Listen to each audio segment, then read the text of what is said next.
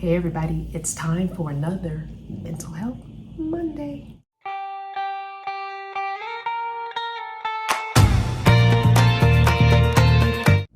Well, it's April's Mental Health Monday, and I hope this month has treated you well. It has gone by entirely too fast for me, but nonetheless, here we are.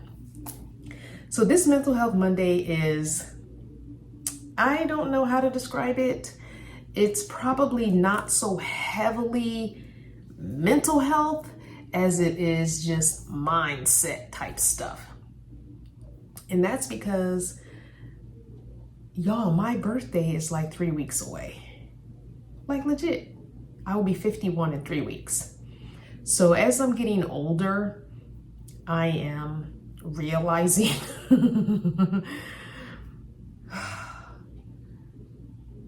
life is just not what you thought it would be when you were younger. And also, it's not just about getting older, I think, this year for me.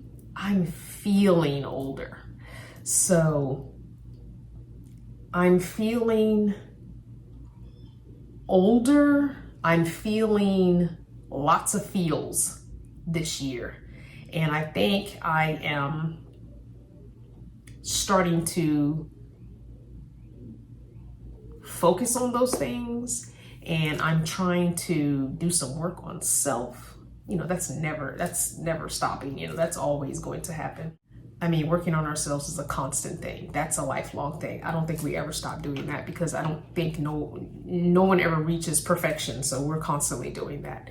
But I did have a session with a friend who owns a business that has to do with spirituality and chakras and crystals and all kinds of different things on that side of the spectrum. And so she and I had a session virtually, and I came up with 3 affirmations. I'm going to put them on the screen, but she helped me come up with those because I really felt like, for me, life was just all over the place, and I didn't quite have, I guess, a focus. And so it's helping me to focus. Not only are the affirmations helping me to focus, but when we talked, she told me some things, because she also pulled some cards for me. And she told me some things that, I will be honest, you guys, she had no idea that I was going through stuff or feeling stuff. But when she spoke these things out loud, like multiple light bulbs. And then as I did, this hair is growing, it's driving me nuts. And then as I did my own research after our session, I pulled some things off the internet based on what our discussion was. And it really was like, oh, for real, for real? And then I don't know if many of you are familiar with the Pattern app. But if you're into this kind of stuff, which I'm really a newbie and I'm probably saying things wrong, and that's okay. But I've always felt, just couldn't put into words, but I've always felt that life of all kinds, the nature and the universe and stars and all that, we are all connected in some kind of way. I do believe that we are all created by a higher power, and so that's why I feel like we're all connected. And I also feel like, even with not astronomy, but horoscopes, astrological, is it astrological? I don't know, whatever. Our horoscopes, even though I'm a Taurus, not saying every Taurus is the same, but there's certain things about the Taurus sign horoscope that ring true for me. I am completely stubborn and dig my heels in on some things. I'm not really a foodie. Eating is associated with a lot with Tauruses. I think really when I get hormonal, maybe I eat a lot, but that's really the only time I eat a lot. And I'm definitely not a foodie. I don't care about food like that. Like, I'm not trying to go to fancy restaurants or nothing like that. I just get a taste for certain things when I'm hormonal.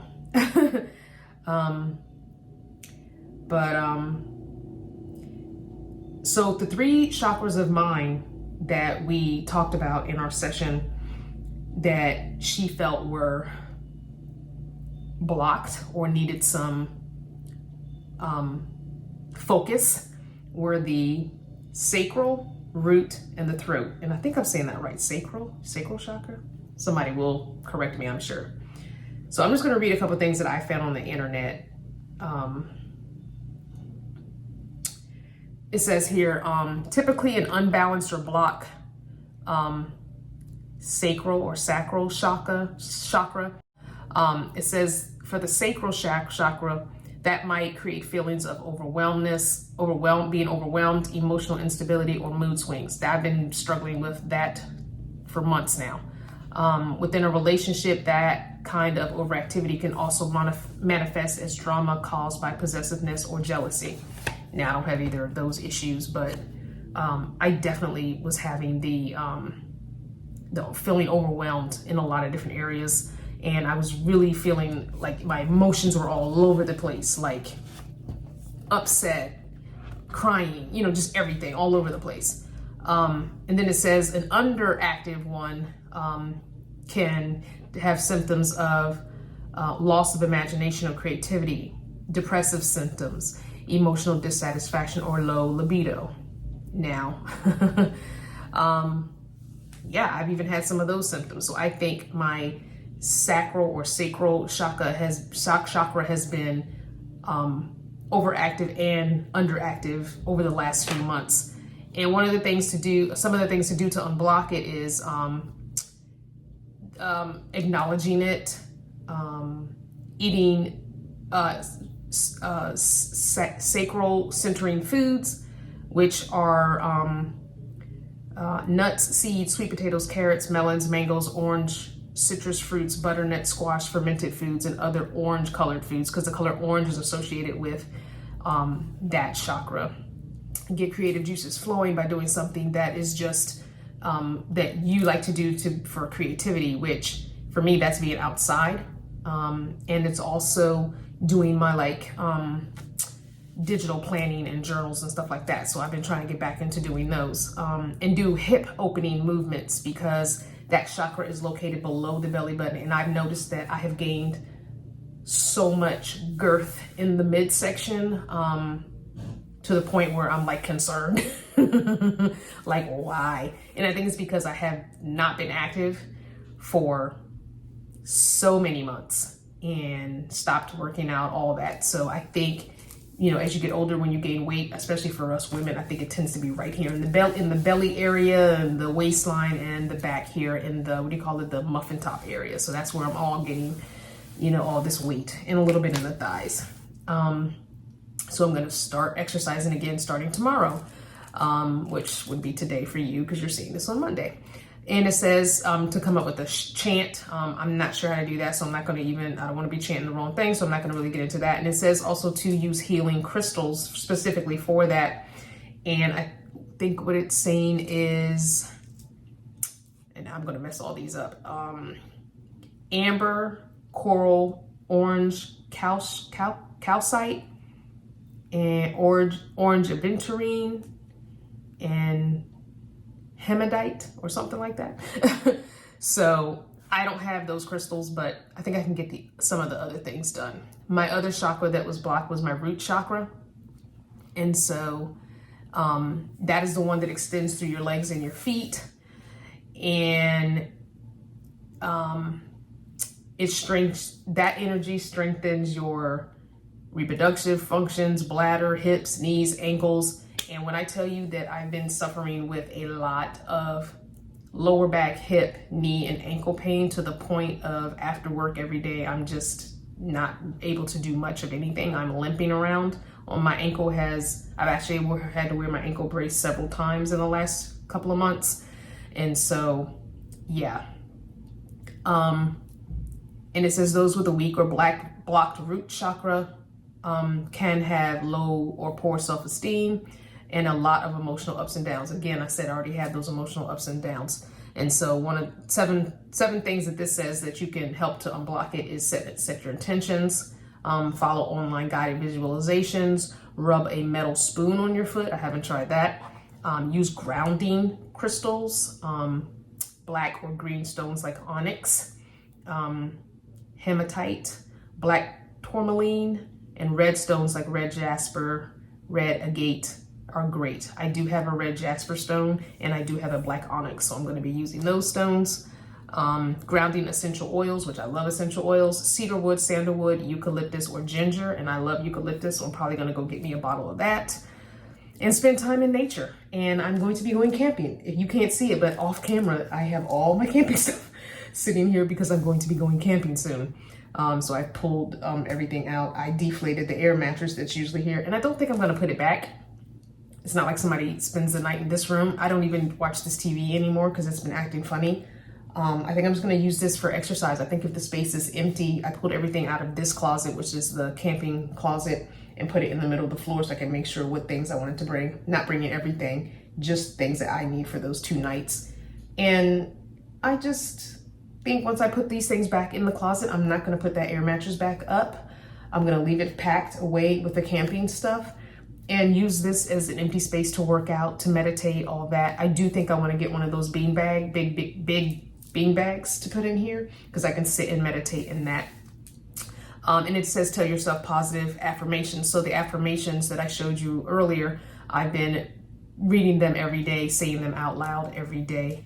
So, and then my last chakra that was blocked or is blocked that I'm working on is my throat chakra. It says it's associated with the thyroid, the parathyroid, jaw, neck, mouth, tongue, larynx. It says, let me see, a person with this issue is finding it hard to express themselves. They may literally swallow their words, and in doing so, swallow their true feelings. In addition to having trouble speaking your truth, you find it hard to pay attention and stay focused, or fear judgment from others, which can further hinder your ability to keep it real. Physically, this blockage can manifest itself in a sore throat, thyroid issues, neck and shoulder stiffness, or tension headaches. So I have been experiencing a little bit of jaw pain right here. And I have been swallowing some feelings here and there. So it also suggests a mantra.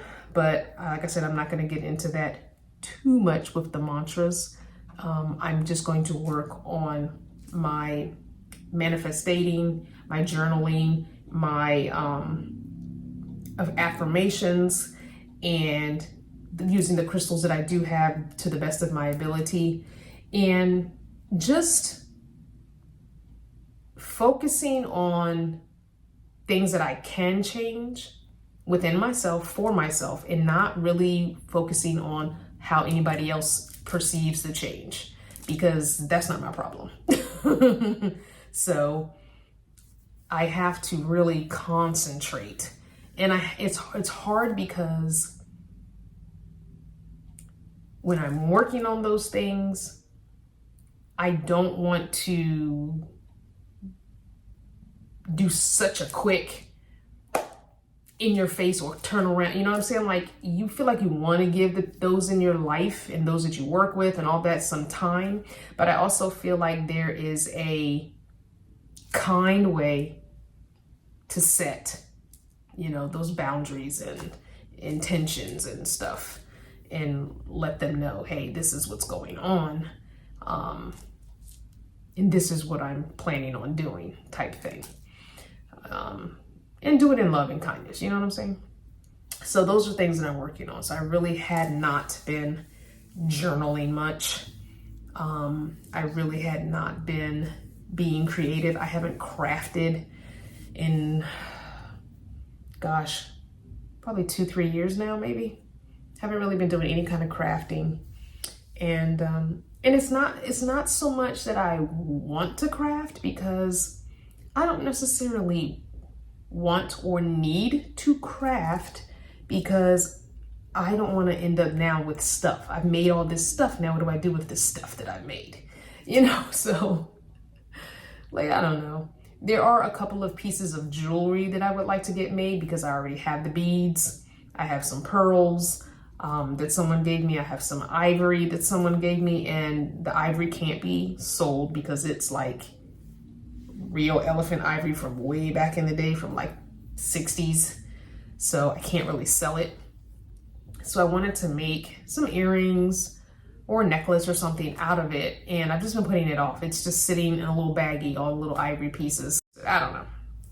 But I do feel like when I don't journal, when I don't really set intentions, when I don't really remind myself of certain things, it is so easily to get into a funk or let routine take over.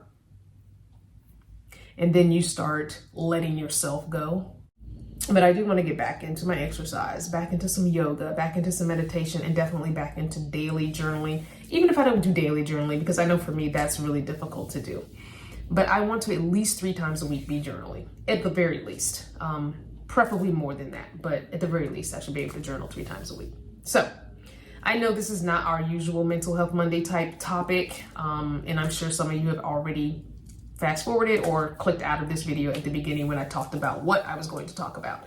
But for those of you that are interested in this type of a thing, I'm going to link the information for Obsidian wraps. She does also do crystal wraps, wire wraps and stuff. So I'm going to link her information in case you want some kind of a reading or a session or to buy some wire wrapped crystals. And let me know. I mean, for those of you that are interested in this, for those of you that know more than I do, let me know down in the comments. Have you had any kind of a session like this? Have you dealt with chakras being blocked, and what kind of symptoms were you displaying, and how did you unblock your chakras, or how did you get over that, into the more free and clear space? And if you are journaling, let me know down below how that's going. Have you stopped? Have you increased? Have you decreased? Or have you completely stopped like I have lately? And what are you going to do to get back into it? Because journaling is a very positive thing. Even if you only write down a couple of sentences, 3 times a week, it's a very positive thing to get those things out of your head. It clears your space, your head, your mind. I feel that I'm much clearer when I'm writing things down. And even when I am frustrated or upset and can't talk it out, I can always put my words on paper. I am a much better written communicator than I am a verbal communicator, because sometimes I can't find the words in the moment. But if I take time and space away from the interaction, I can get my words written down and have much clearer, much more organized thoughts to then come back and say, hey, this is what I was feeling at that time. And that can be difficult when you have verbal communicators in your life and you're not the strongest verbal communicator, and there's a back and forth discussion going on, and you are trying to listen and comprehend what they're saying, and also you want to answer questions as they come, but you're not quite capable of doing all that. So that I find difficult at times. Unfortunately, that doesn't always happen. And then you look, you look stupid. That's how I feel. I look stupid when there's a back and forth going on and I'm not able to communicate well. It's like I don't look like I know how to communicate. I look like a fool, and I look like I don't know what I'm talking about, when it's just a matter of not being able to express myself verbally like that, in such a back and forth thing like that. So anyway, I went on a whole left tangent with that. Sorry about that, guys. Anyway, comment below. Thank you for watching the whole video, and I will see you next time.